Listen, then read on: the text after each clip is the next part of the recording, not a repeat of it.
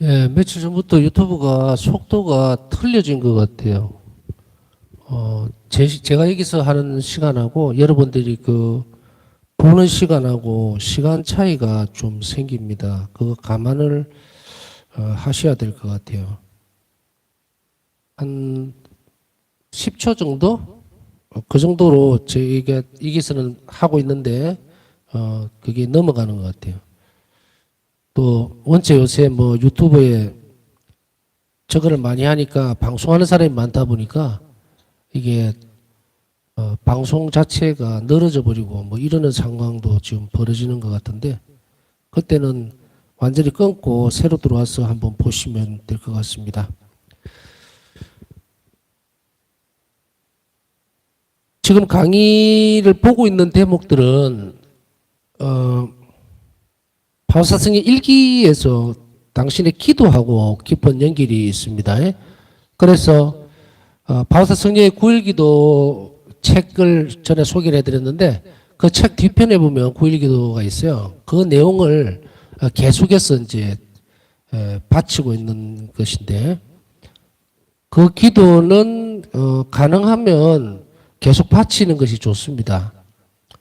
왜냐하면 우리가 무슨 어떤 자비기도라든지 또 혹은 다른 기도도 많지만 특히 이제 의탁이 학교라든지 자비 학교를 보면 바울사 성령께서 이렇게 기도하셨던 내용들이 있거든요. 그것은 왜 그렇게 되느냐 하면 그 부분은 특별한 은총으로만 얻어질 수 있는 거거든요. 그래서 우리가 눈이 자비로워져야 된다, 귀가 자비로워져야 된다, 이거 노력해갖고 되는 것인가 하면 우리 스스로의 노력으로 되어지는 것이 아니에요.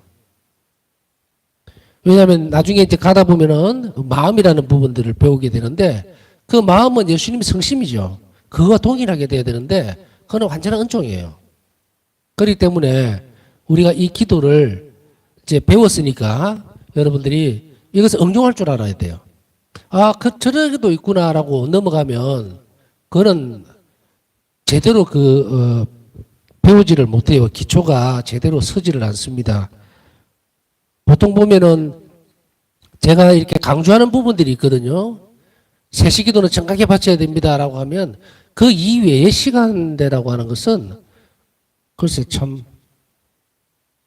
이 의탁학교 자비학교에 이렇게 쭉 보면요.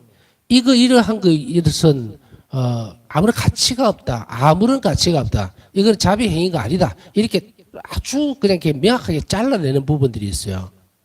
그렇기 때문에 이 자비신심을 더 깊이 살려고 하면 이 배우는 대로 배우는 그 원칙을 벗어나면 안 됩니다. 혹시나 하는 것은 없어요. 혹시나 내 마음이 이렇게 그래도 좀 봐주지 않을까 하는 것은 없다는 이야기예요. 마치 이제 열처녀에 비유해 보면은 그냥 5처녀 들어가고 신랑은 문 닫아버리면 모릅니다. 그 조금 늦었는데 1초 늦었는데 어떻게 안 될까요? 안 된다는 거예요. 그래서 제가 이렇게 강의할 때마다 굉장히 강조를 하는 부분들은 마음대로 희석시키면 안 됩니다. 세상을 살아가면서 이 공부를 하다 보면요. 자기 습관이나 사고를 버려야 될 때가 굉장히 많습니다. 어떤 사람들은 얼렁뚱땅 대충 쭈물거려가지고 넘어가는 신앙생활을 계속 해온 사람들은 아무리 뭘 강조를 해도 자기가 다시 되새김질 해버려요. 그렇게 되면 이 자비신심은 진도를 나갈 수가 없어요. 영성생활이 안 됩니다. 그는. 그렇기 때문에 규칙이나 규율이라고 하는 어떤 부분들 있죠. 테두리. 그것이 망가지면은 집 자체가 내려앉아 버립니다. 나중에. 그렇기 때문에 건너뛸 줄, 어쩔 수 없는 상황에서는 건너뛸 줄도 알아야 돼요. 그래서 전에 세시기도 말씀드릴 때도 그랬지만 세시기도는 딱 정각이 받쳐지지 않으면 이미 계속 떠나버렸어요. 그러면 그날은 포기해야 됩니다. 솔직히 이야기하면. 포기하고 내일은 정말로 더 신경을 써서 미리 준비했다가 딱 그 시간에 내가 세시기도를 바쳐야지 이렇게. 보통 이제 유튜브 방송 이제 세시기도를 하다 보면 뒤에 막 들어오는 사람들도 있는데 제가 따로 뭐라 안 하는 것은 그런 경우에는 세시기도에서 오는 효과는 은혜는 없어요. 그러나 자비기도를 바치고 있기 때문에 그 자비기도에서 오는 은총은 받을 수 있죠. 그러니 정신 바짝 차려야 됩니다.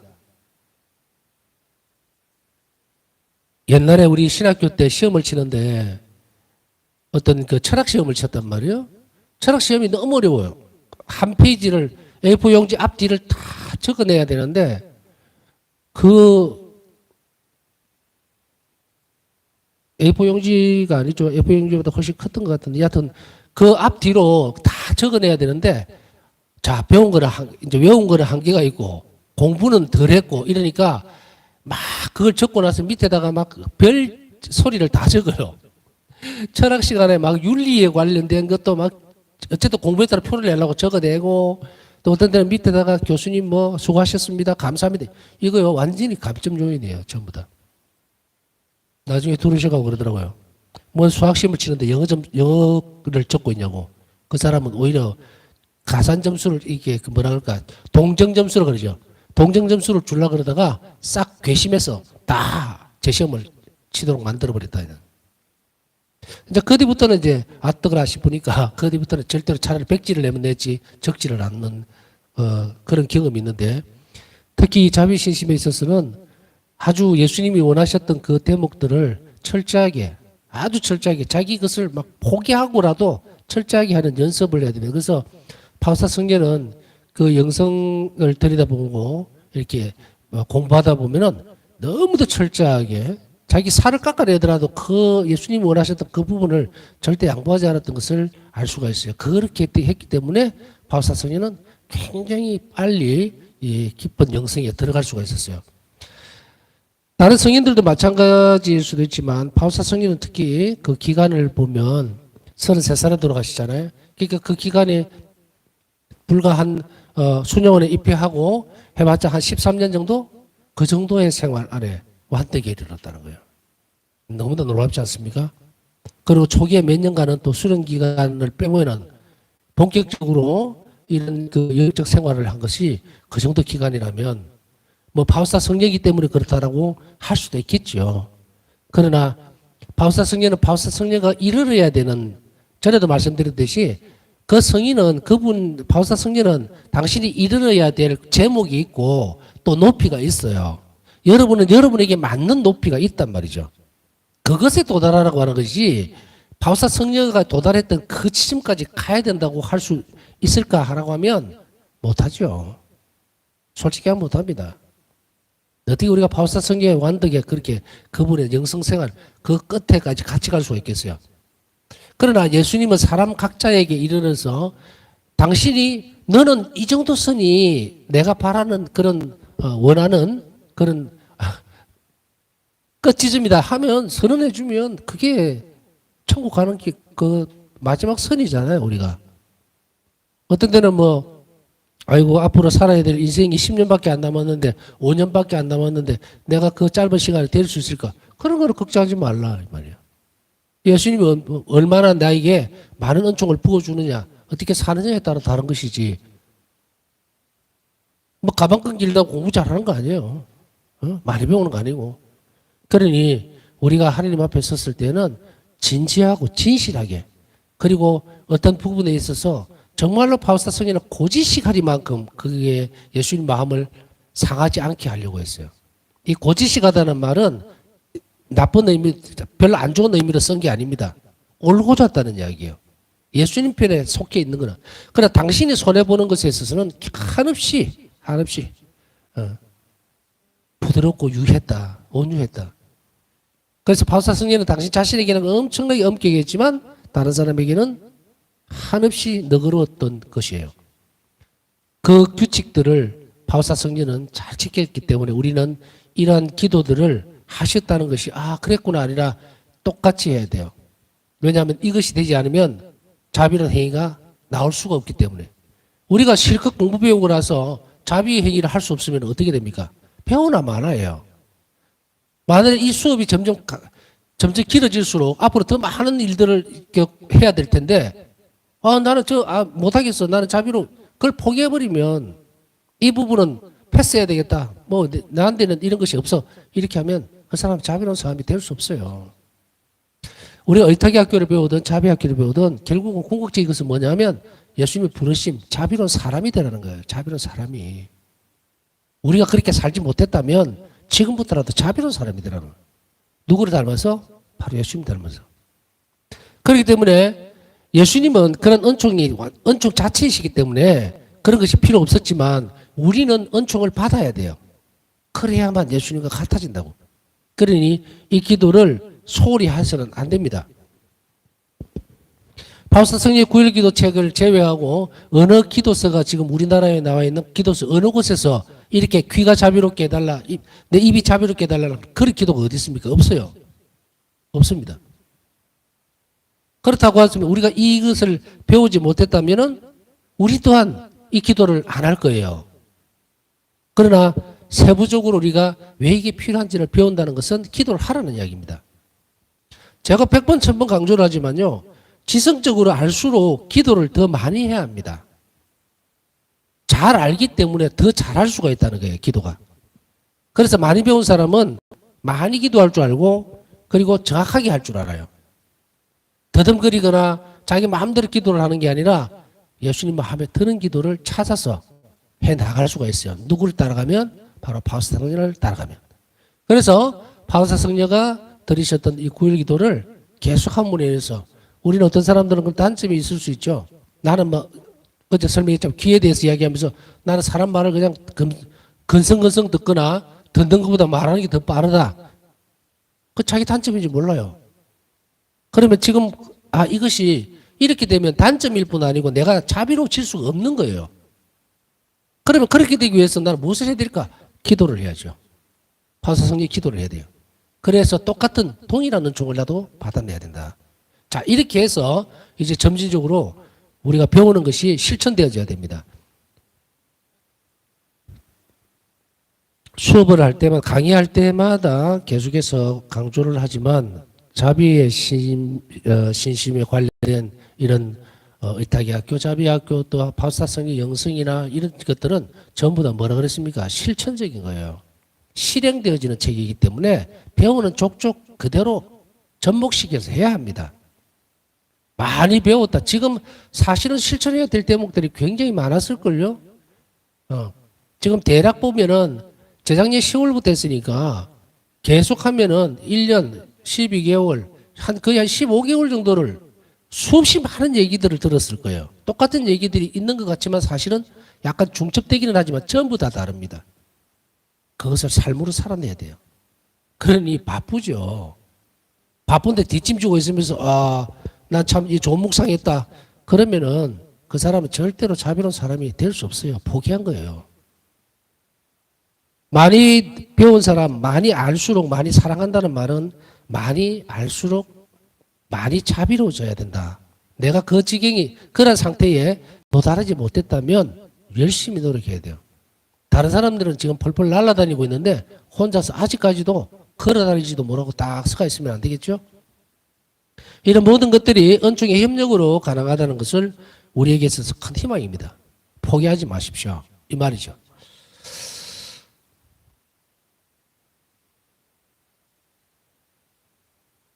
그 다음에 발이 자비로워지게 해달라고 하는 일기 163번을까지 봤습니다. 그 다음에 자비로운 행위는 고난과 연결되어 있습니다. 참 이 부분이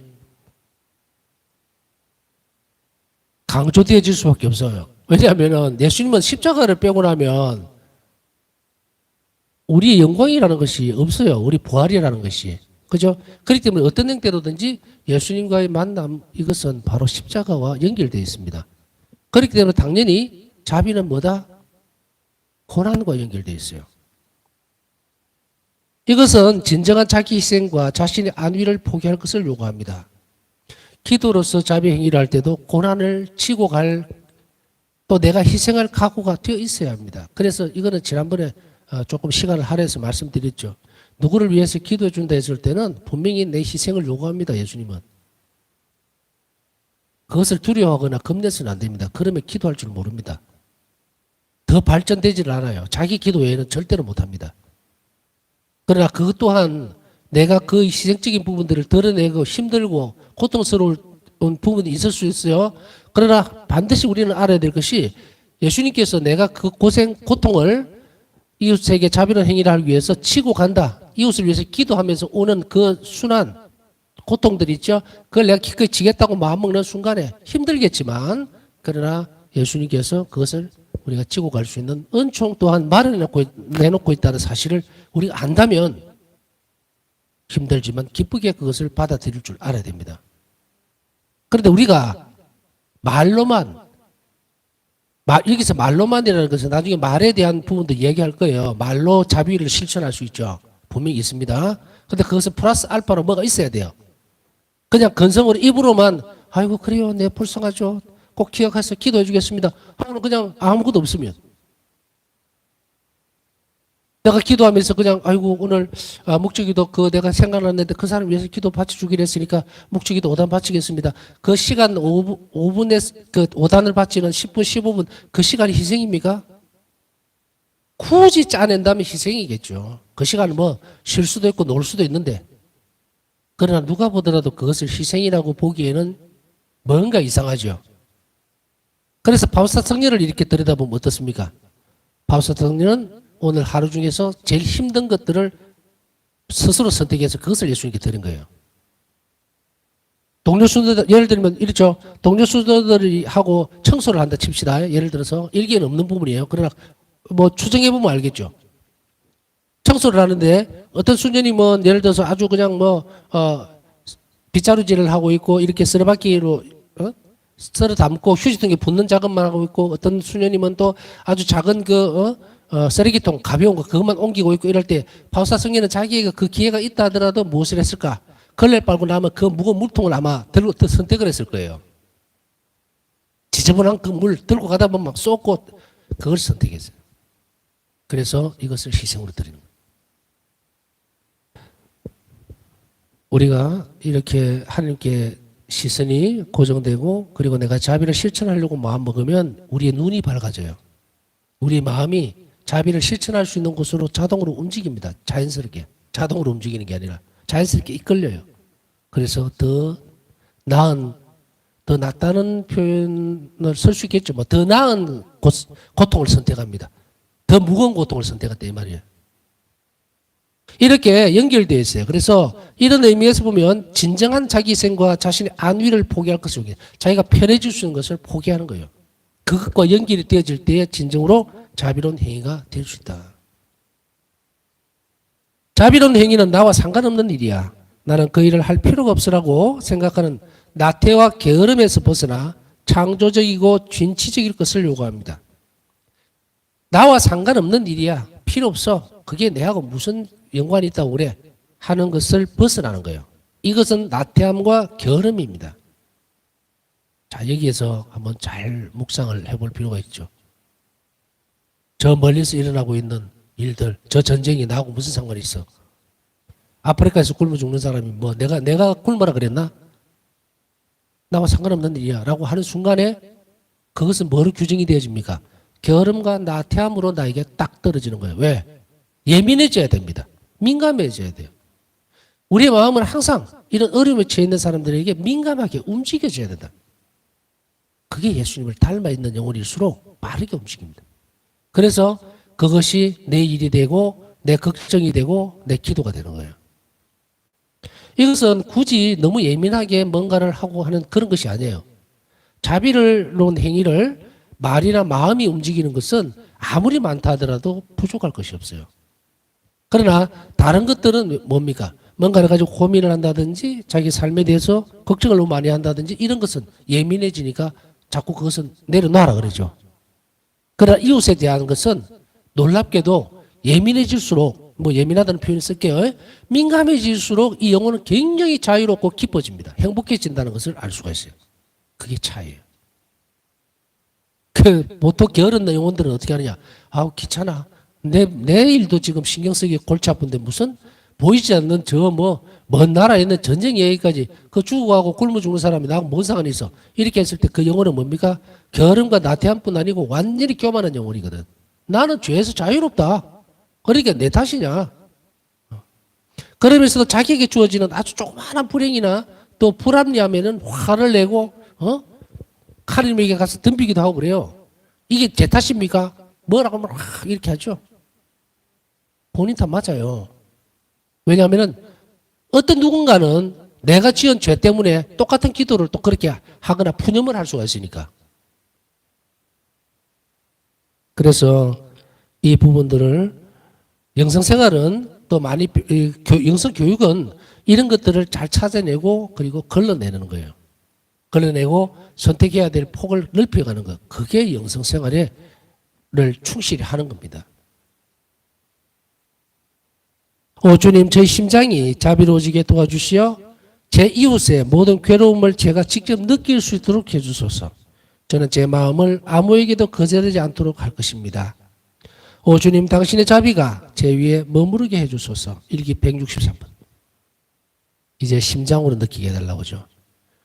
눈으로, 입으로, 귀로, 그 다음에 심장으로 내려왔어요.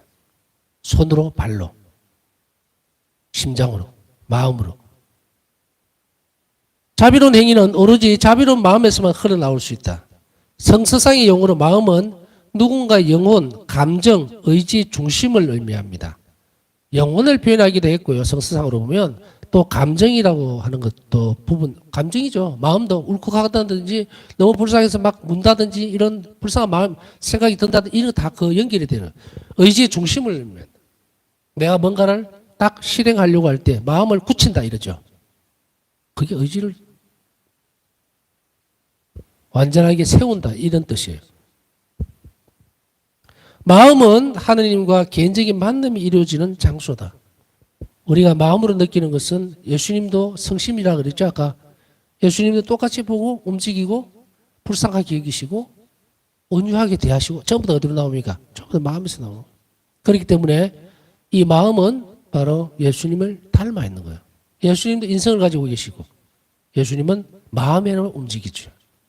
그래서 이 마음이 바로 예수님과 개인적인 만남이 이루어지는 곳입니다. 그래서 우리가 이제 예수 성심께 당신 성심 거룩한 마음이죠. 그걸 닮을 수 있게 해달라. 거룩하게 해야겠다. 우리가 거룩하다고 하는 마음이 거룩하다고 할 때는 우리 삿된 것을 생각 안 합니다. 죄를 지을 궁리를 안 해요. 생각도 마음의 영향으로 올라가는 거예요.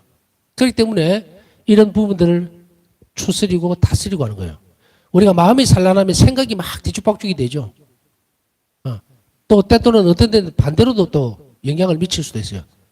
우리가 생각이 복잡해지고 마음이 막 상한다 이렇게 하지만 사실은 보면요. 우리가 심장이 상한다 그럴 때도 있고 마음이 너무 상한다고 하고 할 때도 있는데 생각하고 이 마음은 완전히 다릅니다. 느끼는 포지션이 달라요. 그렇기 때문에 생각이라든지 이런 것들은 오간에 속한다 이래요. 마음은 오간에 속하지 않아요. 마음은 영혼의 어떤 중심 부위에 위치를 하고 있기 때문에 이것은 다른 거하고 다릅니다. 감각기관들, 오간, 그거하고 틀린 거예요. 생각도 그 밑에 들어가 있어요. 그렇기 때문에 생각이 흐트러진다고 해서 마음이 막 상하거나 그렇지는 않는다. 생각은 아무렇지도 않는데도 마음이 상할 수가 있어요. 이것은 굉장히 깊은 차원에서 이루어지는 일입니다. 마음이 상하는 것은 아주 슬픔이 깊어졌을 때도 마음이 상해버린다는 거예요. 그래서 이 부분은 다른 부분하고 좀 구별이 되어지는데 그것을 성서상 용어로는 영혼, 감정, 의지의 중심을 의미한다고 이야기를 합니다. 그리고 마음에서 예수님과 만나게 된다.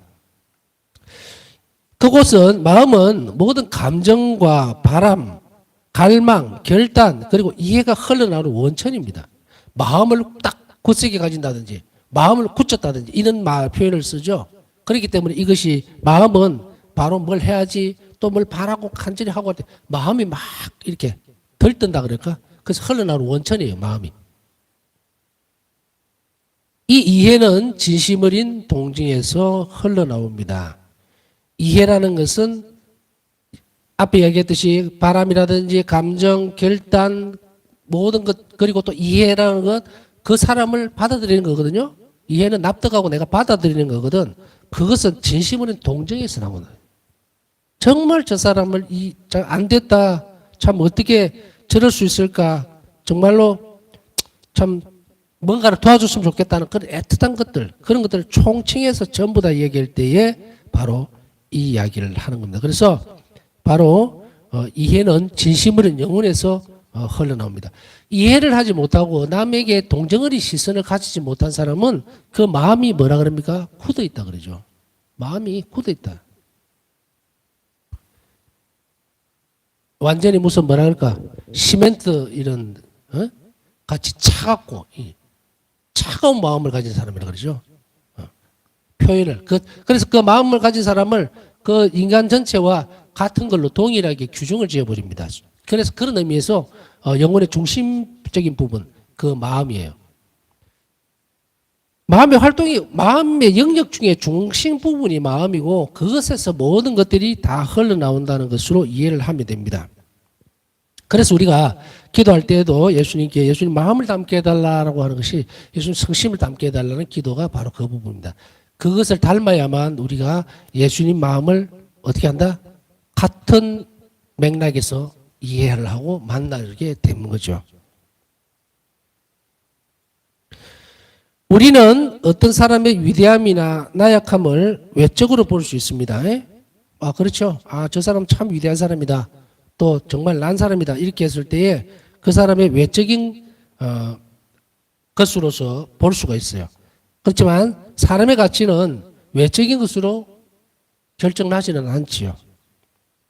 외적인 가치라고 하는 것은 보면 저 사람 잘생겼다. 그 다음에 저 사람 키도 크다. 잘 배우고 많이 배워서 막 그냥 귀티가 난다. 이런 것으로서 결정을 하는 것이 아니고 뭐로 결정을 한다?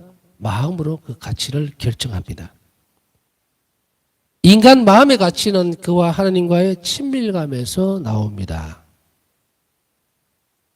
그렇기 때문에 하나님과 깊은 친밀감을 가지고 있는 사람일수록 어떻게 된다?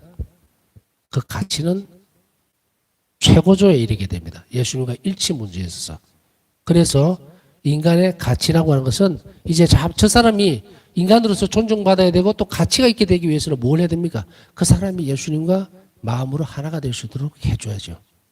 그렇게 함으로 인해서 그 사람에게 우리가 존중을 해주고 그 사람에게 예수님과 일치된 마음으로 자비를 베풀면 뭘 한다고 그랬습니까? 예수님께서 나를 통해서 그 사람 마음 안으로 은총을 부어줄 수 있다 그랬죠. 그래서 그게 자비행위라고 그랬죠. 존재시킨다는 표현을 그때 썼었죠. 파우스다 순위에 따르면 자비로운 마음은 이웃의 고통을 동정할 수 있는 마음입니다. 예수님께서 환자들을 보고 고통스러워하는 모습을 보면서 뭐 하셨어요? 동정 어린 마음으로 보셨고 그리고 정말 죽음에 시달리는 사람들을 보고 한없이 연민을 가지셨고 그리고 악령에 시달리는 영혼들을 보면서 불쌍하게 여기셨죠. 이 모든 마음들이에요. 그것이 바로 이웃의 고통을 동정할 수 있는 예수님 마음인데 그걸 성심이라 그랬고 그것을 우리는 닮아야 한다. 이것은 이웃을 돌보고 관심을 기울이며 이웃에 대한 책임감을 느끼고 이웃의 짐을 자신이 질 수 있다는 것을 의미합니다. 자비로운 마음이라는 것은 바울사스에 따르면 이웃의 고통이나 어려움, 힘듦을 자신이 짊어질 수 있다. 그런 것을 의미한다는 얘기예요. 그러나 이것은 아까 얘기했듯이 이웃을 돌보고 관심을 기울이는 것 또한 우리가 가지고 있는 것이 아니에요. 예수님 마음을 담게 해달라는 끊임없는 기도와 그리고 우리의 열려진 영혼의 개방성에 의해서 우리는 예수님 마음을 닮을 수 있어요. 의탁의 태도와 자비의 태도라는 것은 그것을 계속해 나감으로 인해서 예수님을 뭘 한다? 마음을 닮을 수 있다. 그렇게 되어졌을 때에 우리는 이런 상태에 이르게 됩니다. 어떤 상태인가? 이웃의 어려움과 고통을 내가 대신 짊어지려고 한다. 그 영혼은. 자, 이렇게 쭉 보면 바울사성의 일기에 나와 있는 기도문 163번에 있는 기도문을 지금 쭉 해석을 했습니다. 살펴봤습니다. 위에서 인용된 기도문을 살펴보면 아까 위에서 쭉 이야기했던 거예요. 귀가 자비롭게 해달라, 손이 자비롭게 해달라, 발이 자비롭게 이런 그 기도문입니다. 그 기도문을 살펴보면 자비로운 행위에 대한 구체적인 항목이 나타나 있습니다. 그렇죠? 손, 발, 입, 눈, 영혼, 마음 이거 다 구체적이죠? 그리고 바우스다 수녀의 전생에는 이러한 항목을 얼마나 충실하고 섬세하게 이행했는지를 증명해 준다. 바우스다 수녀의 생애에 있어서는 그냥 그분이 자비로운 분이었다라고 하는 데서 그치는 게 아니라 구체적인 항목, 손, 눈, 귀, 입, 마음, 발, 손발 전부 다 구체적으로 오늘 내가 정말 발에 대해서 기도할 때 뭐라 그랬습니까? 이웃의 어려움에 재빠르게 해주시고 움직여야 될 거 아니에요, 그죠? 이런 것들을 계속 그 항목적인 구체적인 것을 묵상하고 필요한 은총들을 계속 청했어요. 오늘 어떤 일들이 있었을 때에 파우사승려는 주님 제가 귀로서 남의 이야기를 제대로 잘 들어주지 못했고 그들의 마음을 내가 잘 담아드리지 않았습니다. 그들의 마음, 동정어리 시선으로 보지를 못했습니다. 눈에 대해서 이렇게 한 거예요. 구체적인 항목을 예수님과 교류하면서 부족한 것을 드러냈고 그 다음에 그것에 필요한 은총을 청하면서 그것을 계속 실천하려고 했다는 것은 아주 중요한 대목이에요. 이것을 보기 전에 우리는 뭐라고 들었느냐. 바우사 성녀가 기도할 때 저희 머리부터 발끝까지 온전하게 모든 것이 다 자비롭게 변하게 해달라 한 것이 바로 이 구체화된 이 행위를 통해서 드러난 기도예요. 그게. 자, 이러한 사실은 그녀가 비정 때 했던 결심을 기록한 노트, 양심 성찰의 기록, 그리고 주위 사람들의 정언과 회고를 통해서 드러납니다. 그냥 추정한 것이 아니고 바로 주변에서 많이 있었던 들었고 기억하고 있는 그런 정인들 그리고 비정 때의 노트를 또 이렇게 결심한 것들을 적어놓은 것들 양심 성찰했을 때 기록들 그것을 봤을 때에 이렇게 구체적으로 바우사선이는 자비로워질 수 있도록 노력했다는 것이 그대로 드러난다 이 말이에요. 우리는 이러한 사실들을 배우고 익히면서 우리 또한 구체적으로 자비로운 일들이 무엇인지 내 몸에 어떤 영역들을 어떻게 사용해서 자비로워질 수 있는지 배웠습니다. 이제 구체적으로 이런 것들이 실행되어질 수 있도록 남은 시간 묵상하면서 주님께 필요한 은총을 오늘뿐 아니고 매일매일 앞으로 드리면서 성찰하고 또 그것을 구체적으로 실행할 수 있는 그런 용기와 그리고 은총을 주십사 하면서 묵상하도록 하겠습니다.